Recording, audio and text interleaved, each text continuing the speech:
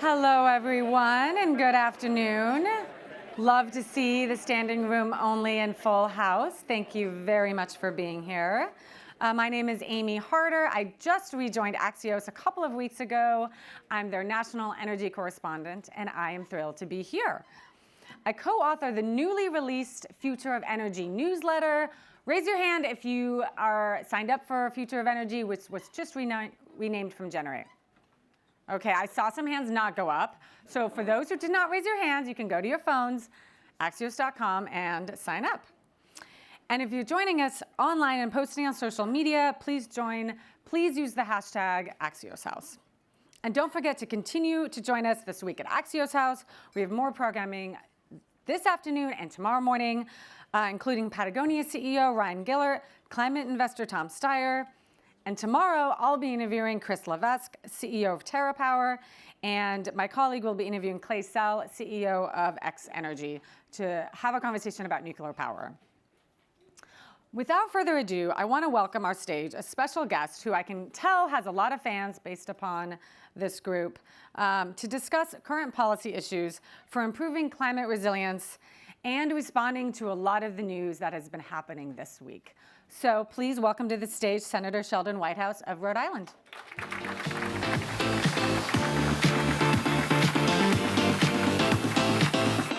Thank you. Senator, thank you very much for being here. My pleasure.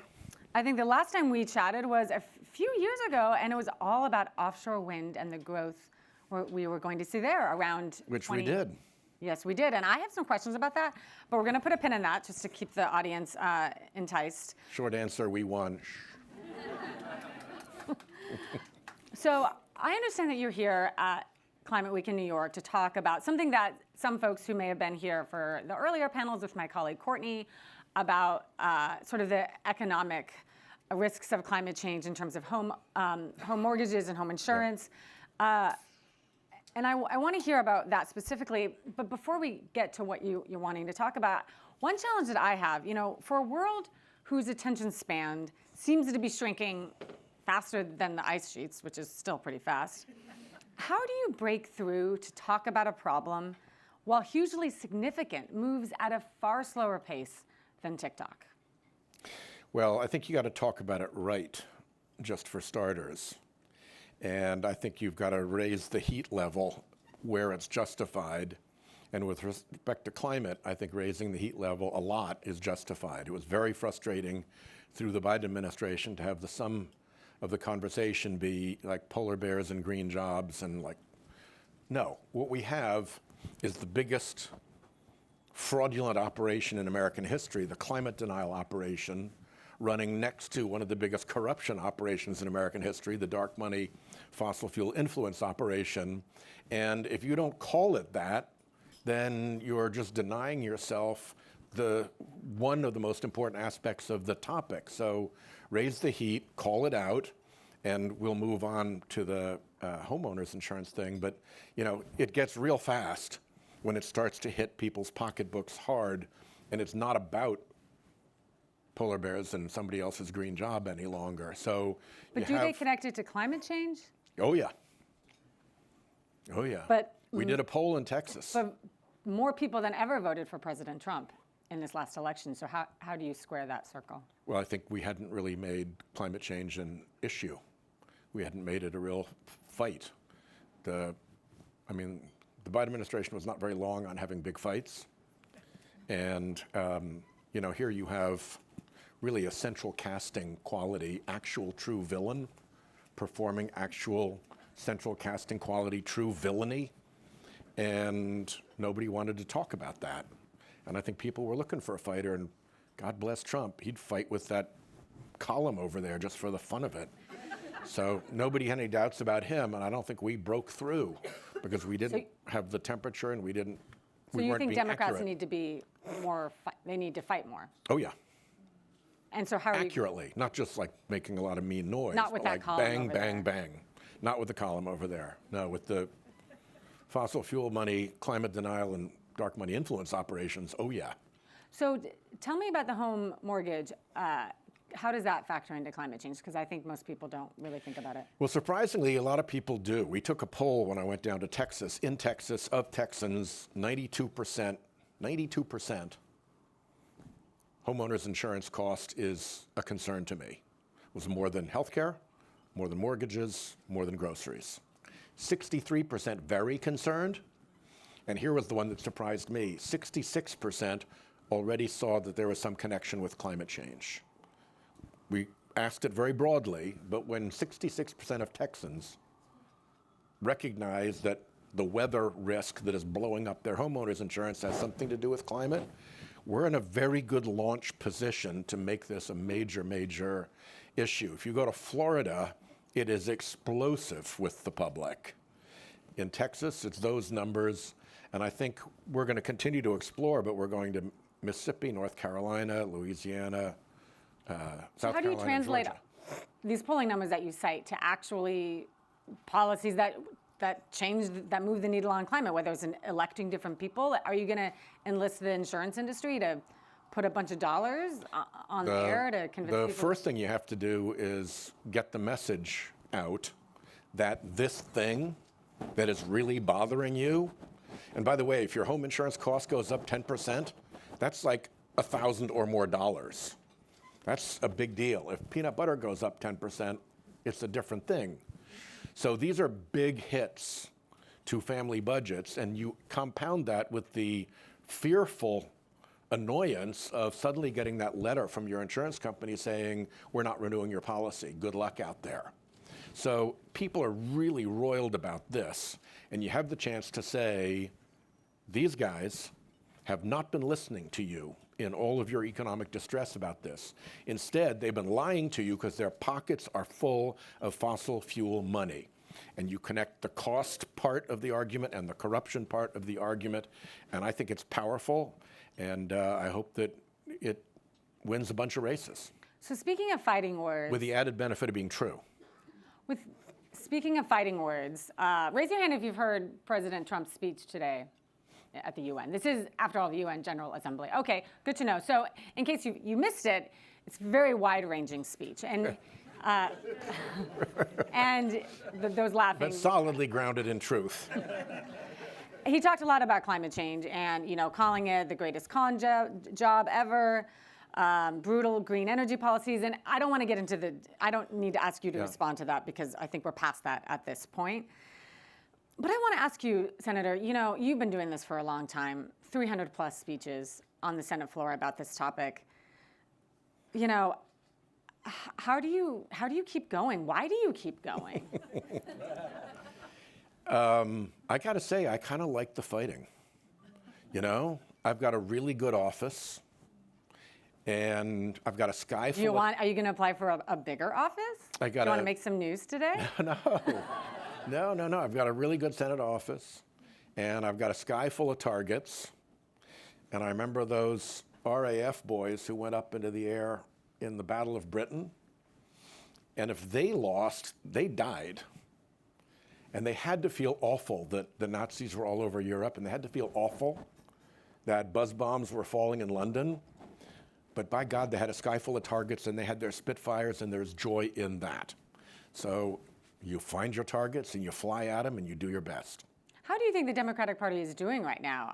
Yes, on climate, but on the broader topic, I don't see a lot of fighters in the Democratic Party. I think we need to recover a little bit from the tepid tone that the Biden administration tended to operate in, sort of sepia and tepid.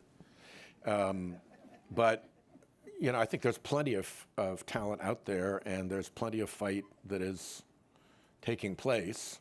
And I'm actually pretty confident about where we stand. I think that, when people always say, well, the Democrats are doing terrible because nobody supports them and their numbers are terrible. Well, their numbers are terrible because our own side wants to see more and better. But when you get to an actual choice, an actual contest, then I think our voters come home. And so I'm not as panicked about where our numbers are. Heck, I'm in the no column on are Democrats doing a good job yet? And I'm one of the Democrats trying to do a good job. So So, I think a lot of that anxiety will dissipate as people come home and as our arguments develop into an election. And Trump publicly saying such complete nonsense as this kind of actually adds to our point, because when people are looking at, let's say, they can't sell their home because the person who's trying to buy it keeps getting turned down for insurance because their home is now uninsurable because of climate change, that's pretty real to them.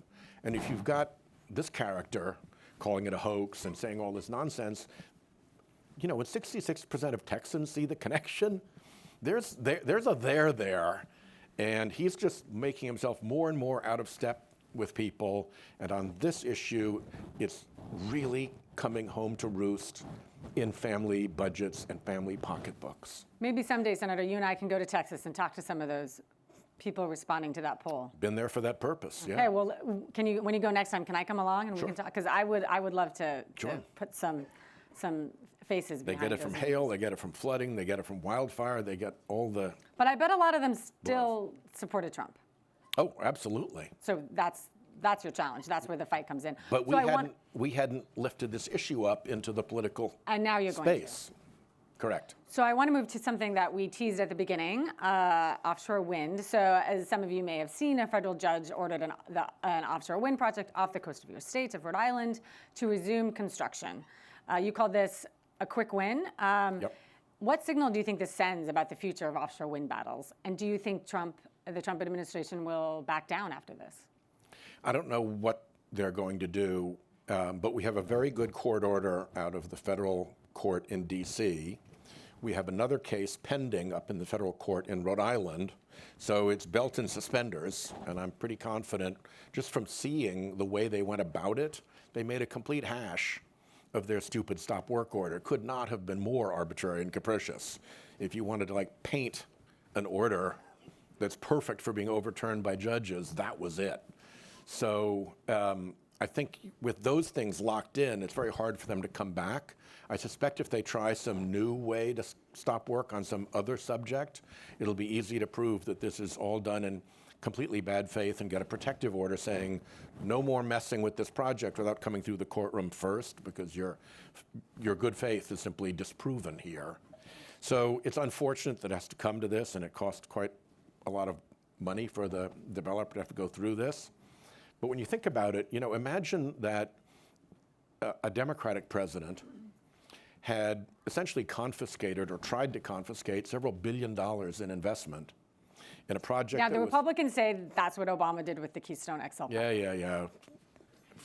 That was nearly 80% complete, or was 80% completed, and had every permit in order already. You're talking about the offshore wind farm? Yes. Okay. Every but permit in order already. Keystone was also somewhat different. largely built. Okay. They're different because of having everything, all the ducks in a row. And indeed, in this case, the Trump administration had argued against the stop work order when it was defending this very project against other litigants. So it was a complete mess. This makes me think. Win. This makes me think of the saying, "You won the battle but lost the war." I mean, all of these lawsuits, even if the developer ultimately wins, it's chilling investment for an industry that is barely off. I mean, I would say it's not even out of the blocks. I ran track in high school, so I think of blocks. It's sitting there in the blocks, and it might just fall down. I mean, how worried are you about the offshore wind industry writ large in the U.S.? In the U.S., it's going to go through a stall because it's hard to move through the regulatory process with an administration that's determined to stop you. Once you're through it, though, which is where Revolution Wind is, that's a different thing. But, let's say Trump is 3 years. This is an industry that's lasted many more years than that. And it's going to continue to grow all around the world. And if we get left behind again, the way we risk being left behind on EV manufacturing, the way we risk being left behind on solar manufacturing and things like that, because we've turned into a temporary petrostate, then we're just going to have to take those hits. And this hit, by the way, goes well beyond offshore wind. anybody looking at this Trump administration and looking at making a huge multi-billion-dollar investment in any project that requires federal approvals now knows that they're amenable to a complete whim attack on their project that cost them. The Energy Secretary did just tell Axios in an exclusive interview yesterday that offshore wind is actually, quote, a one-off, and they're not going to go after other projects. Well, they probably have heard that lesson from people all around the country saying, what the hell, I'm investing in this factory, I'm investing in batteries, I'm investing in the solar manufacturing plant, I'm investing in this, that, and the other, and now the signal to all of those investors is, whoa, stall, don't do it. Donald Trump is now the stop work president. I want to ask about nuclear power. Now, you're one of the few Democrats that have been consistently supportive of nuclear power as a climate solution. Just today, we reported in Axios that former Vice President Al Gore is also warming up to it, even more than perhaps he has in the past, because he's been more critical. And he cites the fact that AI developers are willing to pay a higher price for what has been a persistently high price in the nuclear industry. Do you agree with that? And is this one area where you could actually agree with Secretary Wright? Could. I think the danger is that the entire U.S. nuclear industry depends to a very significant degree on the credibility and independence of the Nuclear Regulatory Commission. And if they continue screwing around with the Nuclear Regulatory Commission and trying to basically make it a little subgroup of the Department of Energy and doggy out all of the good, capable staffers who know their stuff so that it's now not either capable or independent, then that strikes a real blow to the heart of the industry. And if they stop doing that, then I think we can find lots of room for agreement. I think you sound more critical than you have in the past. Of the attack on the NRC? Yeah, I think the attack on the NRC is very bad. But if you look at small modular reactors, they're starting to come alive. The reactors that can actually go through our spent fuel and find reuse for what is now just a huge liability, that's a huge potential. And then the ability to drop in a new way to boil water where it used to be oil or natural gas. The turbines are already there, the transformers are already there, the grid is already hooked up, experienced workforce is already there. All you have to do to make it clean is boil water a different way with nuclear power. And so there are places where the replacement of an existing fossil furnace with nuclear heat, I think, can be a big success. And then there's huge growing global demand, and the climate crisis is deadly real. I mean, we're kind of at the point of no return on that. So, well, we are almost out of time, so I want to change the pace a moment and do a concluding game of Would You Rather. Yep. Are you ready, Senator? Fire away. Okay. Have a different president. Yes. Wow. Would you rather spend a summer installing solar panels on hot rooftops in Phoenix or a winter laying transmission lines in Alaska? I do better in cold because you can dress better for it, so I'd go with Alaska. I think the Norwegians say there's no such thing as bad weather, just bad clothing. Yeah. And you can't do that as much on the hot side. You don't hear Phoenix residents saying that. Would you rather be a lawmaker 100 years ago or 100 years from now?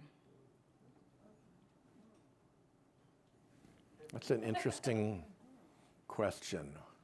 What the heck was going on in 1925? I think we were cruising into a massive recession. So I think maybe if we'd had the ability to see the Depression coming, the way we can see the mortgage market meltdowns from the insurance meltdown and all the climate-related economic harms that are going to come, as Ernest Hemingway said, gradually and then suddenly, I think I'd probably go back 100 years. Do I get to know what I know now? No, unfortunately, but stay tuned in about 30 seconds. I have a question on that.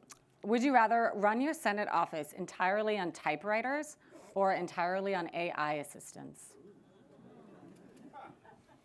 I don't trust AI enough yet. Typewriters. Wow, hot take. Okay, final one. Would you rather change the past or see the future?